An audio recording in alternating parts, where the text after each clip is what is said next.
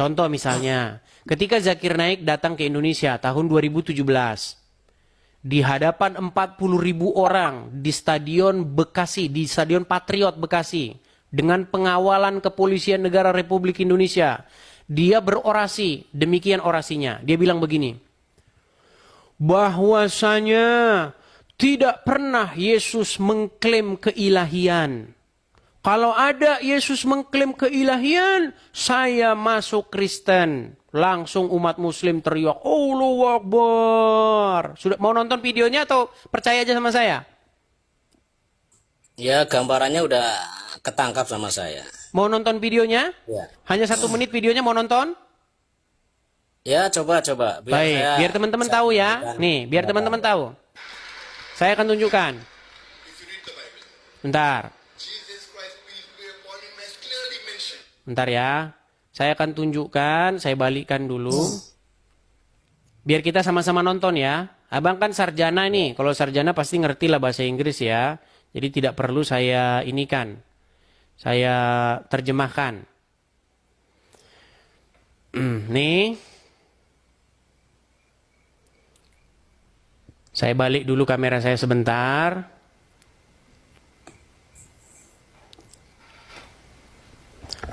Headset saya harus saya ginikan biar suaranya kedengaran. Perhatikan ya. Nih. The Bible, I am ready to put my head on the guillotine. If any Christian points out a single unequivocal statement, a single unambiguous statement from anywhere in the Bible, where Jesus Christ, peace be upon him, himself says that I am God, or where he says worship me, I today, Dr. Zakir Naik, am ready to accept Christianity.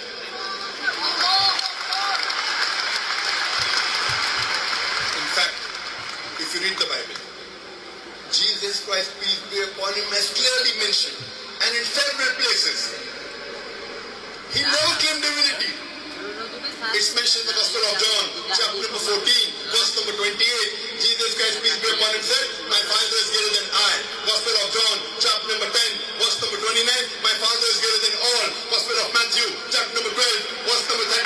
I cast out devil with the Spirit of God. Gospel of Jude, chapter number 11, verse number 20. I with the finger of God cast out devil. Gospel of John, chapter number 5, verse number 30. I can of my own self do nothing. And I hear, I judge, and my judgment is just. For I seek not my will, but the will of my Father. Anyone who says, I seek not my will, but the will of Almighty God, he is a Muslim. Jesus Christ, peace be upon him, you are the Muslim. We never claim divinity. Oh, baik. Saya rasa Anda kan seorang sarjana. Pasti Anda ngerti bahasa Inggris lah ya. Di situ intinya, Zakir Naik berorasi tentang Bible. Dia kutip Bible sekian, Yohanes sekian, ayat sekian, bukian sekian. Pada penutupnya dia katakan, Yesus adalah seorang Muslim. Nah, ketika dia bilang begitu bang, di negara kita, itu dia malah dikawal sama polisi. Dikasih Stadion Patriot Bekasi. Kasih fasilitasnya. Wah, difasilitasi negara, sambut petinggi-petinggi negara. Bahkan seorang wapres menyambutnya. Tapi giliran saya nanggapin, ini penistaan. Tangkap. Penjarakan orang ini, tangkap. Apa kayak gitu bang? Coba, ketika orang Islam melakukan narasi-narasi, orasi-orasi tentang Kristen, boleh dakwah. Bolehkah saya melakukan hal yang sama? Jadi intinya di sini curhat atau gimana di medsos? Iya, saya ini menyuarakan keadilan. Supaya jangan hanya orang Islam saja yang boleh bahas Kristen. Kristen Tapi juga tahu harus nggak boleh kalau- bahas agama Islam. Tahu nggak kalau itu emang konsepnya orang Islam seperti itu? Konsep Kristen juga begitu, boleh juga Kristen mengajarkan ajaran Kristennya, mengajarkan juga yang mana yang sesat juga boleh. Ada di dalam kitab-kitab. Ada. Contohnya itu. Tadi kan sudah saya bacakan, tidak mungkin tidak ada penyesatan, tetapi alangkah lebih baiknya orang yang menyesatkan itu dilemparkan ke dalam laut. Nah, Menyesatkan dalam arti- cuman sekarang ini kan kita tidak tidak fisik begitu loh. Kita ini kan ide, kita ini kan sudut pandang yang kita adu ini. Ketika kalian kan mengeluarkan sudut pandang kalian boleh, kok saya kok nggak boleh gitu loh. Enggak, gini Bang Edis. Kalau Hmm. bahasanya menyesatkan itu kan menyesatkan kaum Kristen maksudnya, bukan orang Islam yang menyesatkan Kristen kan? Gini ya, inti yang kita tonton tadi Bang, seorang penceramah Muslim, dia membuat narasi atau membuat penafsiran, membuat orasi-orasi, pidato tentang agama Kristen. Bahwa Yesus tidak pernah mengklaim definiti, keilahian. Bahwa Yesus itu seorang Muslim. Bahwa Yesus itu tidak disalibkan. Bahwa Yesus itu menubuatkan kedatangan Muhammad. Bahwa kitab Kalau suci gini- orang Kristen itu dipalsu-palsukan. Kalau tujuannya untuk menguatkan umat Islam boleh nggak? Boleh, kenapa tidak boleh? Boleh. Boleh. Iya. Tapi saya boleh nggak melakukan hal yang sama? Tapi kepada umat Kristen apa umat Islam? Publik ini Bang, itu juga publik. Publik itu Bang, kepada siapapun pemirsa yang nonton. Zakir Naik pun sifatnya publik dia. Dia mengundang yang Muslim. Banyak, kalau Anda tonton itu video panjang Bang. Tahun 2017, Zakir Naik itu tur dia. Dia datang ke Surabaya, Jakarta, ke Makassar. Tur Indonesia. Sekarang pun dia datang lagi. Cuman saya tidak tahu materi yang terbaru sekarang. Saya nggak tahu apakah masih membahas bahasa agama Kristen atau tidak. Saya belum nonton bahasanya video yang mengolok- sekarang. Mengolok-olok nggak itu Bang? Baik. Nah ini kita bicara mengolok-olok. Baik. Iya. Bang, ketika Anda mengatakan bahwa Yesus tidak disalibkan, Iya. itu sebenarnya hal yang sangat melecehkan ajaran agama Kristen, Bang. Itu adalah satu perbuatan besar yang dilakukan oleh Yesus kami. Ketika Anda katakan bahwa Yesus kami itu melarikan diri, diserupakan dengan yang lain, malah orang lain yang disalibkan, itu kan dalam sudut pandang kami, itu merupakan sesuatu hal yang merendahkan agama kami. Masa Yesus jadi seorang pengecut, lari, digantiin orang gitu? Enggak. Di dalam konsep Muslim kan seperti itu. Dibikinlah orang entah mukanya muka siapa, langsung berubah jadi dia, kan aneh gitulah. Ya emang itu dasar dari Islam segitu. Iya. Jadi Nah, nggak makanya bisa merubah kita jangan gitu. bicara materialnya dulu. Gini, iya. artinya orang Islam membahas agama Kristen. Setuju? Iya. Nah, boleh nggak sekarang gantian orang Kristen bahas agama Islam? Tapi, saya setuju dengan Anda. Jangan memfitnah. Jangan mengatakan yang nggak ada. Ya. Contoh. Kalau orang Islam bilang, tidak disalibkan. Ada itu dasarnya. An-Nisa ayat 157. Wa ma qataluhu wa ma salabuhu walakin syubbihalahum. Betul.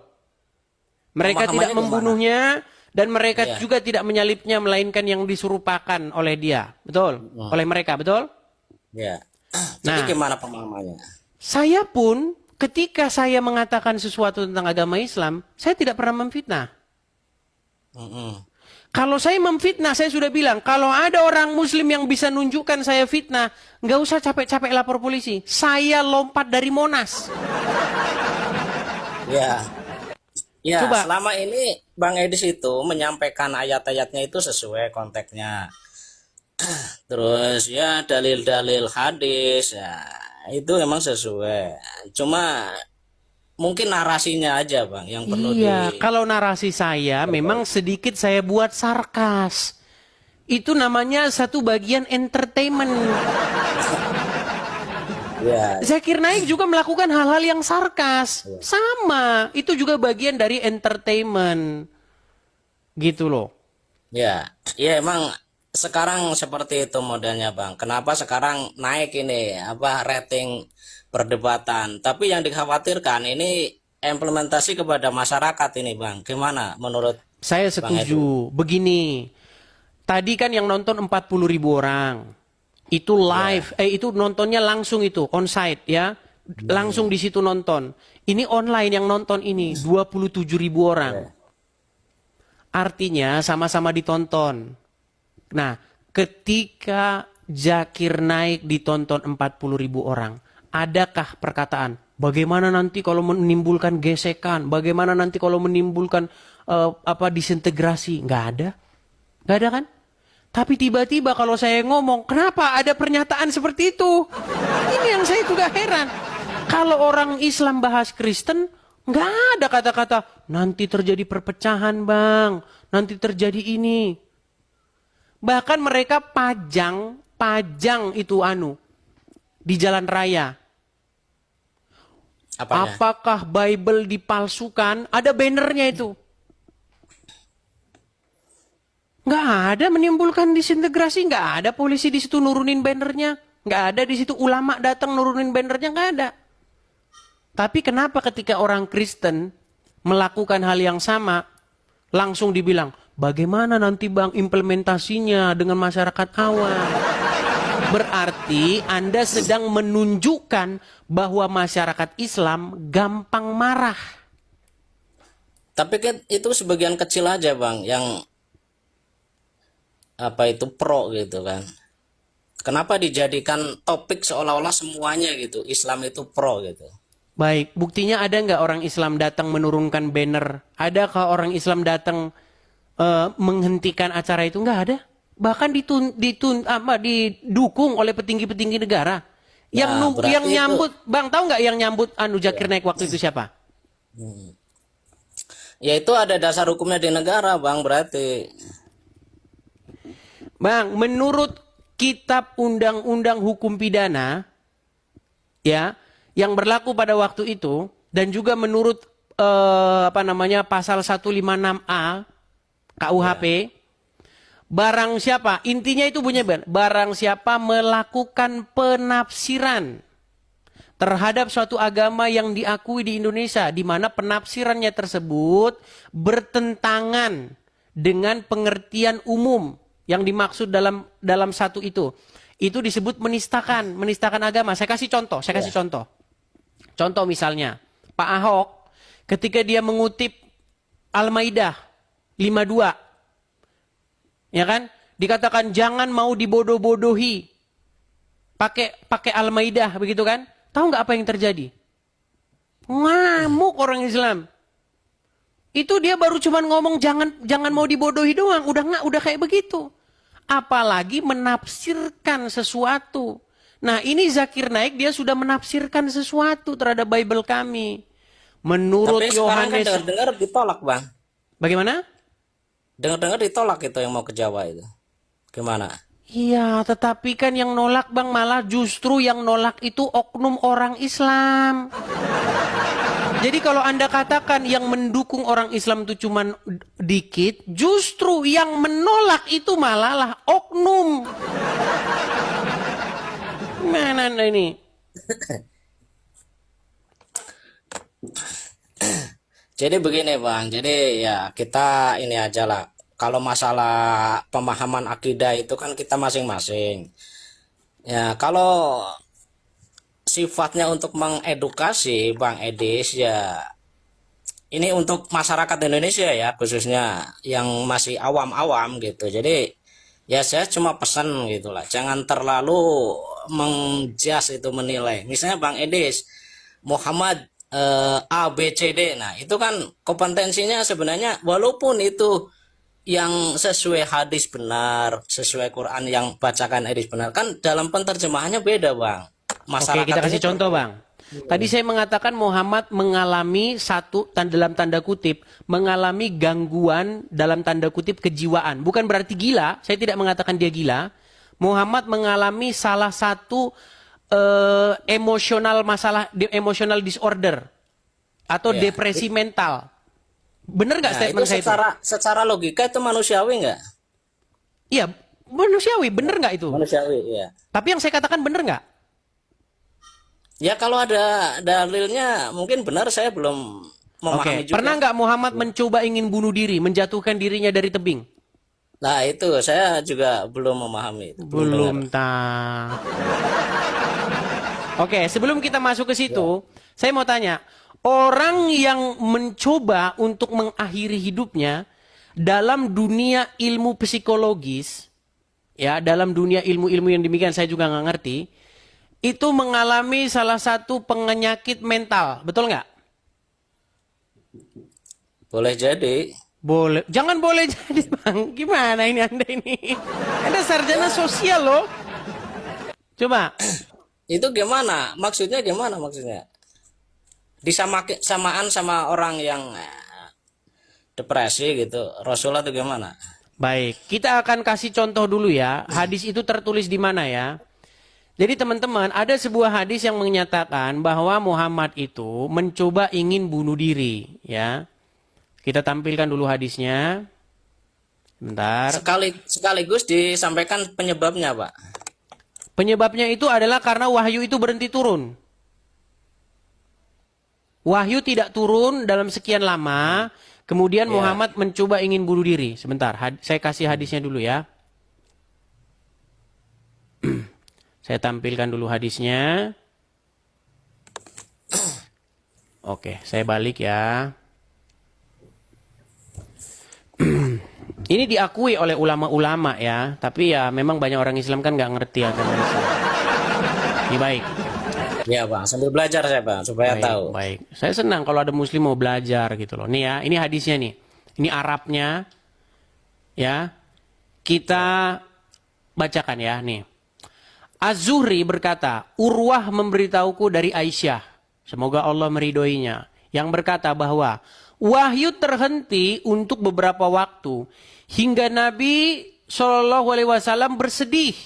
Menurut kabar yang sampai kepada kami, sampai pada titik kesedihan yang membuat beliau berkali-kali pergi karena ingin bunuh diri dengan cara melompat dari puncak gunung. Nih. Ini riwayat Muslim ini. Jadi menurut literasi ini saya simpulkan bahwa Muhammad mengalami depresi mental. Muhammad mengalami semacam gangguan mental dia. Setuju? Ya karena saya baru dengar, jadi ya masih meragukan sih. Baru dengar. Iya. Karena gini Bang Edis, Baik. yang kami pahami, yang saya dengar itu Rasul itu nggak pernah sedih. Ya, makanya kan saya bilang Bang, di channel ini saya sering berkata begini.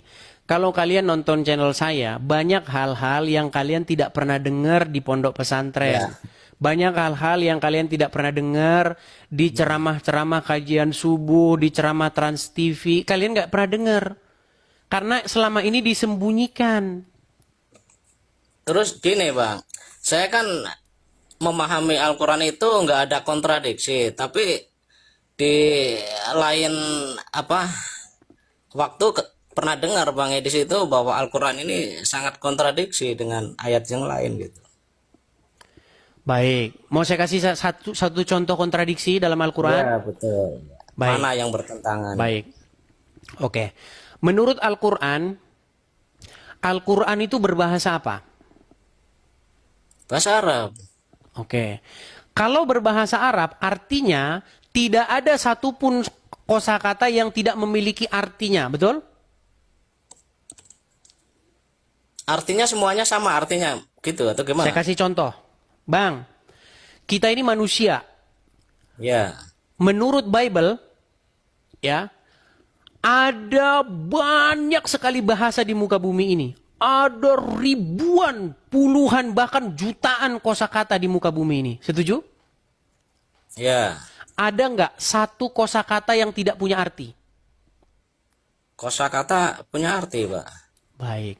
Artinya semua kosakata ada artinya. Ada. Coba, kalau saya ngomong begini. Bang, tungkriung abrokutur bang. Itu bahasa apa? Nah, nggak tahu kan? Karena tidak ada artinya. Tidak ada satu kosakata yang dia tidak punya makna. Ya kan tergantung bahasanya itu. Bahasa apapun, Bang. Maknanya itu bahasa kacau. Iya, bahasa kacau. Jadi, selama kita jadi orang Indonesia, Tidak ada orang Indonesia yang ngerti tungkriung itu apa. Anda tahu tungkriung itu apa? Nggak tahu kan? Ya, Bang Sama, Edis, saya juga Bang nggak Edis tahu. yang tahu. Bang Saya Edis juga yang nggak tahu. mungkin. Baik. Nggak tahu. Al-Quran Itu mengklaim, kosakata asal berarti. ya itu bahasa asal, nggak ada artinya. Ya. Iya. Baik. Kalau Quran asal enggak? Kalau Nah, Quran saya asal. akan tunjukkan. Saya akan menunjukkan satu statement Al-Quran yang bertentangan dengan statement Quran lainnya. Menurut Al-Quran, Al-Quran itu berbahasa Arab. Dan fungsinya, maksudnya Al-Quran itu diturunkan dalam bahasa Arab adalah supaya kamu memahaminya. Mau saya tunjuk ayatnya atau percaya saja? Ya, karena waktu itu yang menerima wahyu kan orang Arab. Kalau yang menerima wahyu orang Indonesia mungkin bahasa Indonesia. Baik. Tujuan Al-Quran dibuat dalam bahasa Arab supaya orang paham. Betul? Ya, waktu pertama turunnya kan di sana. Baik, saya bukakan saja ayat Qurannya ya. Iya. Saya tunjukkan Qurannya. Surat Yusuf. Ayat yang kedua ya. Saya akan tunjukkan apa maksudnya Quran diturunkan dalam bahasa Arab. Saya tampilkan ke depannya Bang ya. Saya balikkan. Nih. Dikatakan di sini, sesungguhnya kami menurunkannya berupa Al-Quran dengan bahasa Arab agar kamu memahaminya. Ingat, saya garis bawahi, saya bold. Agar kamu memahaminya. Sudah? Iya. Baik. Kamu itu siapa? Yang Kamu dimaksud? di sini adalah orang-orang yang menerima Al-Quran ini. Yang Quran sampai kepadanya ini. Pertama kepada Muhammad berarti ya. Ya, tapi di sini bukan hanya kepada Muhammad. La alakum, kum ini jamak dia. Kalau la alaka, ya itu satu orang. Tapi ini la alakum, oke? Ya. Oke, baik. Sekarang saya akan tunjukkan satu ayat. Ya.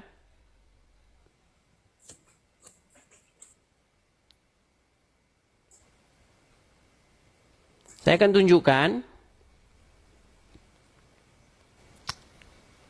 Nih Bang ya. Oke, Anda tahu ini apa? Kaligrafi, Bang. Ya, ini ayat Quran nggak ini? Oh ya, kalau tulisannya AL itu ya. Dan mim. Alif lam. Mim, ya. Oke, alif lam mim.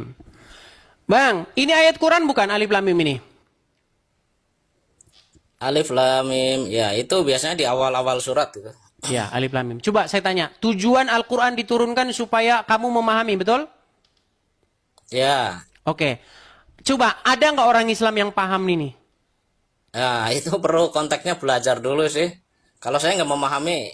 Nggak memahami. Berarti klaim Al-Quran itu menjadi dusta nggak? Karena nggak ada satupun orang Islam yang paham ini, Bang. Lo tahu Bang Edis? Karena tadi disebutkan, kami turunkan Quran kepada kalian dalam bahasa Arab, la alakum takilun, supaya kamu memahaminya. Ternyata tidak ada satupun orang Islam yang memahaminya. Dan itu dikonfirmasi oleh Al-Quran. Saya tunjukkan ayat konfirmasinya, bahwa tidak ada orang Islam yang paham itu. Nih, di dalam surat Ali Imran, ayat yang ke-7, ya, saya tunjukkan. Benarkah tidak bahwa Al-Quran sendiri mengkonfirmasi? Nih, perhatikan. Ini Ali Imran ya, ayat yang ke-7 ya. Nih, apa dikatakan di sini? Dialah yang menurunkan Al-Quran kepada kamu. Di antara isinya ada ayat-ayat yang muhkamat. Itulah pokok-pokok isi Al-Quran. Dan yang lain mutasyabihat. Tahu nggak Anda pengertian mutasyabihat? Ya. Mutasyabihat itu nggak ada yang ngerti. Ya, Nih. itu konteksnya begini, Bang. Jadi Allah itu menunjukkan suatu ayat, ada yang bisa dipahami, ada yang belum bisa dipahami secara langsung gitu. Bukan Bang, mutasyabihat ini memang tidak ada yang mengerti takwilnya. Nih, saya bacakan ayat selanjutnya ya. Adapun orang-orang yang dalam hatinya condong pada kesesatan, Maka Iya. mereka mengikuti sebagian ayat-ayat yang mutasyabihat daripadanya untuk menimbulkan fitnah. Untuk Iya. mencari-cari takwilnya. Padahal tidak ada yang mengerti takwilnya melainkan Allah. Nggak ada bang yang Iya. mengerti takwilnya. Nggak Ya, ada. makanya ya orang-orang yang suci itu dia akan mendekatkan kepada Allah dan yakin. Jadi manusia dikasih akal pikiran itu supaya memahami, Bang. Bukan. Anda nggak maksud yang saya maksudkan. Begini bang, Partino ya. Ya, coba gimana? Maksud Al-Quran diturunkan supaya orang itu paham atau mengerti. Betul? Ya, betul. Tetapi faktanya banyak orang Islam atau seluruh orang Islam tidak mengetahui ayat-ayat tertentu. Setuju? Ya. Ya. Bahkan Allah itulah. sendiri mengomentari Al-Quran. Di dalam Al-Quran tersebut ada ayat-ayat yang tidak diketahui atau mutasyabihat. Yang tidak seorang pun mengetahui maknanya. Terus buat apa bang itu diturunkan? Bukankah itu bertentangan dengan statement yang satunya? Jadi gitu, Bang. Kenapa ada aja pertentangan di umat Islam? Jadi emang orang Islam itu kan harus memahami bagaimana syariat, hakikat, makrifat. Itu kan ya supaya ya gitu, ada suatu ayat-ayat yang emang harus dipahami secara mendalam. Gitu. Saya kasih lagi satu contoh ayat di dalam Al-Quran yang orang Islam nggak tahu itu apa. Coba apa? Surat Al-Kahfi, kalau cuma satu nanti Anda nggak ini ya. Al-Kahfi ya. Al-Kahfi ayat yang ke-8. Saya tunjukkan kepada Anda bahwa Al-Kahfi artinya gua ya. gua, ya. Oh iya iya. Oke, ayat yang ke-9 maksud saya Bang ya. Nih, saya tampilkan lagi. Ini ada yang saya bilang tadi tungkriung itu tadi. Ada kosakata di dalam Al-Quran yang orang Islam itu nggak tahu itu apa. Iya. Hanya orang-orang tertentu kali, Bang, bukan semuanya. Nggak tahu Bang, orang Islam nggak ada yang tahu. Coba ya, surat Al-Kahfi ayat yang ke-9. Apakah kamu mengira bahwa Ya. orang-orang yang mendiami gua dan dalam tanda kurung mempunyai rokim itu, mereka termasuk tanda-tanda kekuasaan kami yang mengherankan? Saya tanya sama abang, Bang. Iya. Rokim ini apa, Bang? Rokim itu catatan. Dari mana Anda tahu ini catatan? Wah. Coba, orang-orang yang mendiami gua dan mempunyai catatan. Itu ayat kacang goreng ibaratnya, Bang. Kalau bagi saya, tapi nggak tahu yang lain. Oke, sekarang saya tunjukkan ya Bang ya. Anda bilang catatan ya, baik. Nih ya. Saya Ya, senang tunjukkan. juga saya berdiskusi dengan Bang Adis ini, paham juga. Baik. Banyak yang Saya dipahami tunjukkan ya. dalil-dalilnya ya Bang ya. Perhatikan. Kita baca tafsirnya apa arti rokim itu. Bentar ya. Apakah pengertian rokim? Baik. Ini menurut salah satu tafsir rokim itu yaitu kitab. Yang di dalamnya tertulis nama-nama kisah-kisah mereka. Oke. Kitab ya. Kita lihat yang lain. Apa arti rokim? Ad-Dahak berkata, Kahfi adalah gua yang ada di lembah dan rokim adalah nama lembah itu. Coba, satu bilang nama kitab, satu bilang nama lembah. Mujahid berkata, Ar-Rokim adalah nama kitab yang diletakkan di dalam bangunan. Sebagian ulama berkata bahwa Rokim adalah lembah yang padanya terdapat gua. Ali bin Tolhah meriwayatkan dari Ibnu Abbas bahwa Rokim adalah sebuah catatan. Said Jubair berkata Ar-Rokim adalah sebuah prasasti yang tertulis dalam sini dan seterusnya. Ini banyak Bang, ada yang bilang nama anjing, ada yang bilang nama kitab, ada yang bilang nama desa, ada yang bilang nama desa, nama lembah. Nih Ar-Rokim merujuk kepada wazan fa'il yang maknanya adalah tertulis. Nih terus dikatakan sebagaimana dikatakan terhadap orang-orang yang terbunuh qatil dan orang-orang yang terluka disebut jarih. Hanya Allah lah yang mengetahui. Wallahu saya nggak di- alam bisawab. nggak dipersulit sih bang. Dimudah Bukan, aja. gini, yang saya maksud begini Bang. Gini, saya balikan dulu ya, gini. Saya tampilkan dulu wajah saya. Bang, kita udah lama ngobrol dalam bahasa Indonesia. Kalau kita ketemu satu kosakata, contoh, kita baca nih ya. Budi pergi ke pasar membeli kue. Ada nggak kita yang berdebat? Menurut Parminto, kue adalah jenis begini. Menurut ini, kue adalah ini. Jadi, kita semua tahu apa itu kue. Ketika kita menemukan sebuah kosakata, tidak ada orang Indonesia yang menurut pendapat si Anu, ini kata ini artinya ini, menurut si Fulan kata ini artinya ini. Pertanyaan saya begini, kenapa? Kalau bahasa itu memang betul-betul bahasa Arab, kosakata Arab, kenapa kok menurut si Udin artinya ini? Menurut si Fulan artinya nama anjing. Menurut itu menjadi satu indikasi bahwa kosakata itu sebenarnya tidak dimengerti apa artinya. Berarti nggak tahu tujuannya bang. Sebenarnya itu kan dikonfirmasi oleh ayat Quran yang lain yang saya tunjukkan tadi. Di dalam surat Ali Imran ayat yang ke-7. Di dalam Al-Quran tersebut ada ayat-ayat yang mutasyabihat. Yang tidak seorang pun mengerti maknanya. Jadi kalau orang yang punya pemahaman kitab yang benar gini bang, ibaratnya kan cahaya. Orang yang ada cahaya, dia mau bahasa apa aja, dia akan ngerti arahnya. Oh ini, arahnya ke sini, gitu bang. Mudahnya begitu. Tapi kalau dia berjalan dalam kegelapan, emang dia masih meraba-raba. Dikasih pemahaman seperti apapun, dia nanti pemahamannya akan beda-beda juga, akan lain-lain. Itu kesana arahnya. Oke. Ngerti nggak? Kalau gini saja. Kalau begitu Anda akui nggak ada kosakata dalam Al-Quran yang tidak dimengerti oleh satupun orang Islam? Ya mungkin ada juga sih, karena nggak semua orang mungkin memahaminya. Oke, adakah orang yang mengerti arti Arahnya alif itu lam mim? sebenarnya tahu, tujuannya tahu. Oke, adakah orang yang mengerti arti alif lam mim? Kalau saya sendiri belum memahami, tapi pernah saya dijelaskan pengertian dari huruf-huruf itu, gitu. Mengarahnya itu sebenarnya kepada sebuah petunjuk. Apa alif lam mim? Petunjuk apa yang didapatkan dari alif lam mim? Ya maaf kalau saya di sini kan penontonnya hampir 30.000 ya, takut saya menyalahkan ini apa pemahaman Oke gitu. lah.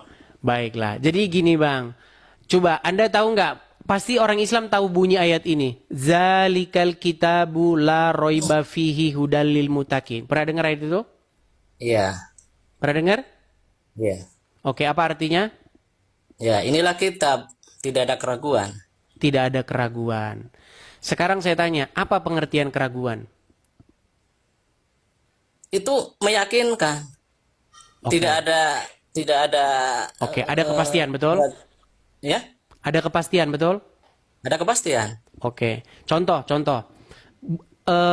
Di manakah Budi hari ini? Nggak tahu. Entah dia lagi di pasar, entah dia lagi ada di rumah. Ketika tidak ada jawaban atau ada absentia di dalam pikiran, tidak tahu itu apa, maka itu adalah keraguan, betul?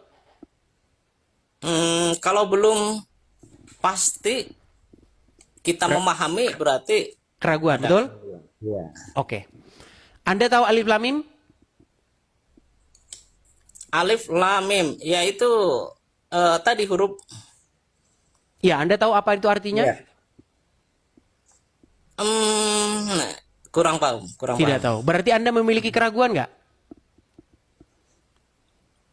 Maksudnya dari alif lam mim itu. Coba, saya ulangi lagi ya. Saya Ya, berharap dari alif ada lam mim seorang itu muslim saya yang masih mau meragukan. jujur. Saya ulangi. Ya. Quran mengklaim, Zalikal kitabu, inilah kitab. La roiba fihi. Tidak ada keraguan padanya. Petunjuk bagi orang-orang yang bertakwa.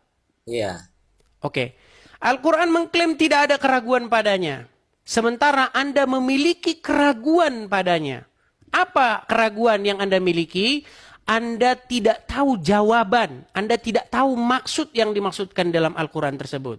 Contoh, alif lam mim. Apa itu alif lam mim? Anda tidak tahu. Tapi kan bukan Quran itu, Bang. Alif lam mim bukan Quran. Bukan, itu cuma kata aja, kata yang ada dalam Quran. Jadi bukan Lalu Quran yang dimaksud secara- Al-Quran? secara utuh gitu. Jadi gini, yang namanya Quran itu kan pertama dia ada judul, terus ada pendahuluan, terus ada penutup. Oke, Yang baik. semua itu Oke, isinya kalau Ali Imran ayat ke-7 itu Al-Quran bukan? Ali Imran surat Ayat? Surat Ali Imran ayat yang ke-7 itu Al-Quran bukan? ke-7 ayat Al-Quran. Al-Quran. Iya. Ayat Ayat itu Al-Quran. berkata, di dalam Al-Quran ada ayat-ayat yang mutasyabihat. Tahu mutasyabihat Ya. itu apa? Ya. Apa mutasyabihat? Belum. Ambigu, harus- Bang. Itu sengaja nggak diterjemahkan.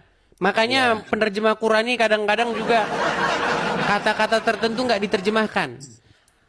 Arti mutasyabihat adalah nggak jelas atau ambigu. Nah, Tahu nggak pengertiannya, Bang Edis? ambigu nggak jelas, keraguan-raguan, nggak ngerti kita itu apa. Pemahaman dari ayat itu larinya kemana gitu? Intinya tahu nggak? Oke, gini aja dah, kita pelan-pelan dah. Yang ngomong itu siapa? Yang menyampaikan Nabi Muhammad. Atau Iya, ini- Muhammad kan disampaikan dari orang lain, betul nggak? Ya, Muhammad dapat dari mana? dari wahyu, Dari wahyu. Siapa yang mengucapkan wahyu itu? malaikat, Malaikat dapat dari mana? dari Allah. Oke, jadi Allah berfirman, di dalam Al-Quran tersebut ada ayat-ayat yang ambigu, betul? Bukan ambigu, mutasyabihat kali. Mutasyabihat itu bahasa Arab, Bang. Ya, Kita boleh kita lah, boleh. kasih lihat. Mutasyabihat adalah. Saya balik dulu kamera saya ya. Ini kan nggak diterjemahkan ini mutasyabihat ini apa. Baik. Apakah arti mutasyabihat? Kita lihat ya.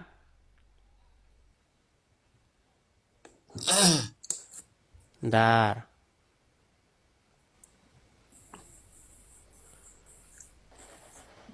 Oke, sudah lihat ya? Ya, Mutasyabihat adalah ayat-ayat dalam Al-Quran yang samar, sulit dipahami. Hanya Allah yang mengetahui. Nah, di dalam surat Ali Imran tadi, saya tunjukkan ya, Ali Imran ayat yang ke-7. Nih. Ali Imran ayat yang ke-7. Nih.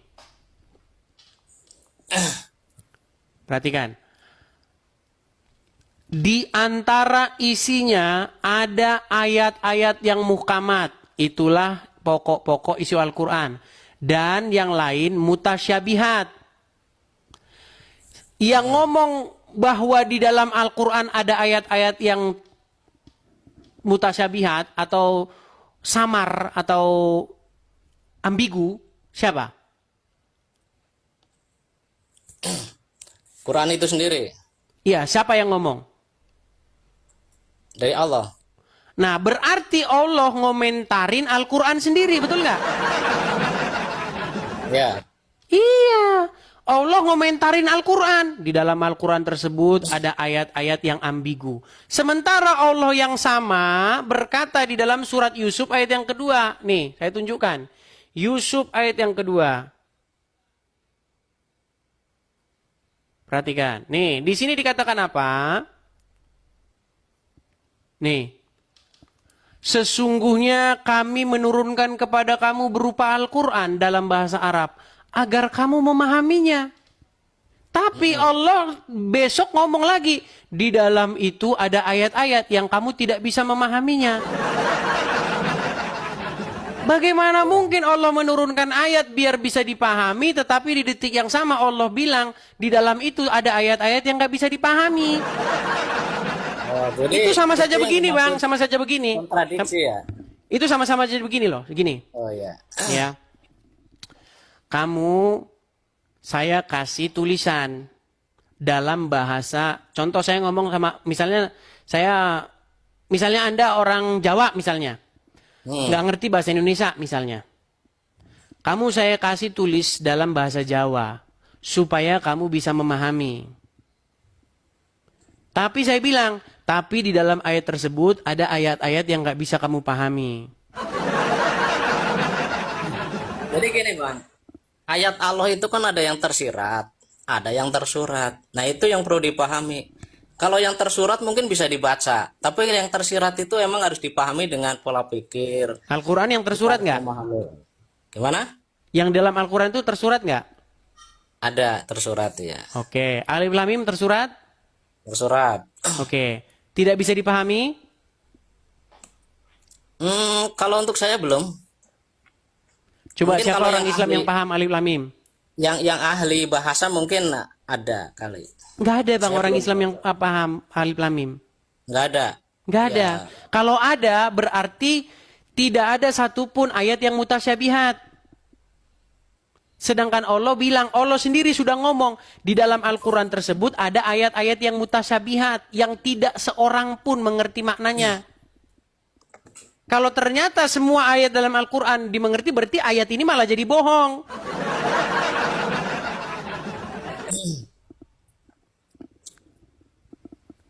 Ya itu Oke lah bang, sebenarnya mungkin Bang Edis juga masih jangan ragu dipaksakan nih, lah jadi- ya, karena Iya, Anda, Bang Edis juga masih ragu, jadi jangan terlalu diekspos lah kayak gitu. ya. Jadi makanya saya bilang, sebenarnya kalau Anda ingin mencari kontradiksi dalam Al-Quran itu banyak. Banyak kontradiksinya. Itu Kalau hal-hal pemahaman yang saya gini sih bang, bahwa tafsirul ayat itu bil ayat wa tafsirul ayat bil huda. Jadi kalau kita memang mau menafsirkan ayat supaya benar-benar paham, itu kan kita harus memaknai dengan ayat yang lain. Kalau Bang Edi sudah mengatakan kontradiksi, itu nanti mematahkan bang orang yang mau belajar Quran. Gimana? Oke. Baik, saya mau tanya lah yang sederhana atau yang kayaknya dia mau yang bentuknya eksak-eksak aja. Contoh. Dengan apa Allah menciptakan Isa? Isa. Menurut Ya Al-Quran? kalau secara global ciptaan manusia itu kan dari tanah. Ya, dengan berfirman? Ada emang ada. Oke, Allah menciptakan Adam dengan berfirman atau dengan membentuk sebuah dari tanah? Pokoknya ada catatannya sih dalam Al-Quran sebagai petunjuknya ada.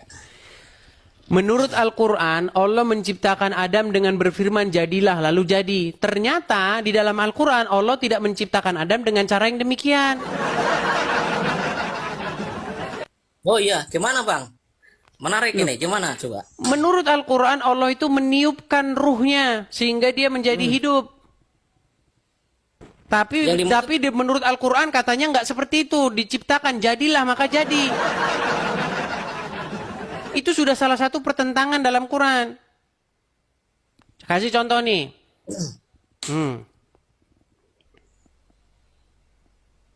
Kenapa bisa ya. begitu? Itu menunjuk satu objek yang sama atau beda? Sebentar. Saya tunjukkan ayatnya dalam Quran ya. Bagaimana proses penciptaan Adam menurut Al-Quran.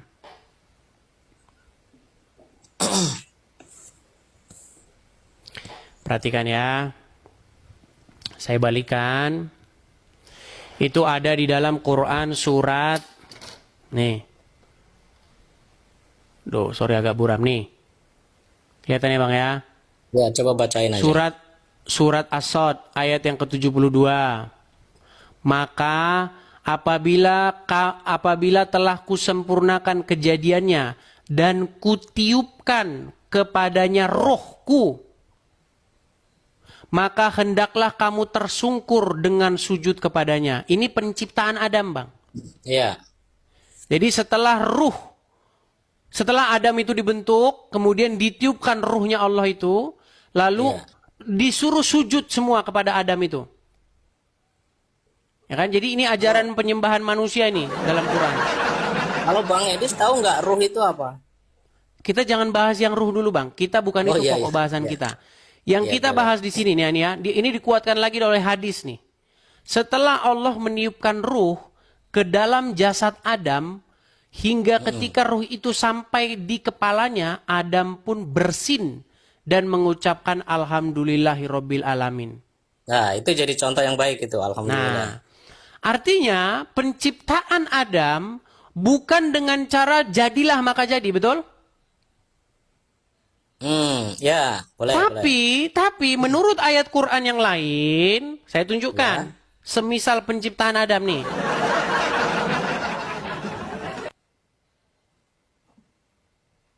Bentar ya.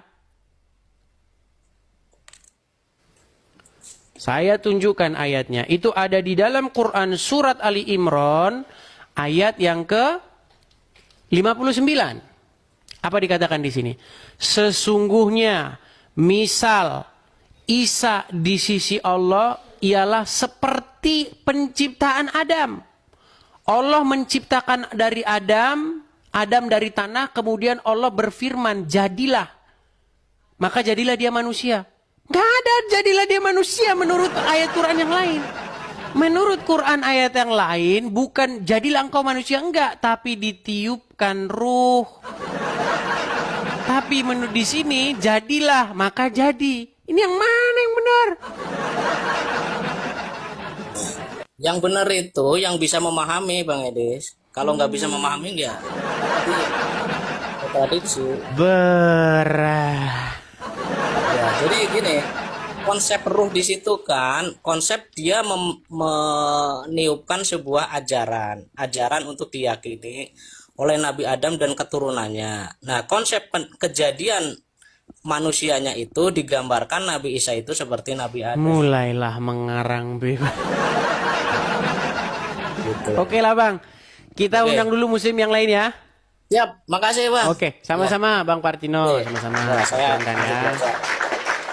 Halo. Sulit kita teman-teman cari muslim yang ngerti agama Islam tuh sulit. Sulit setengah mati teman-teman. Sulit.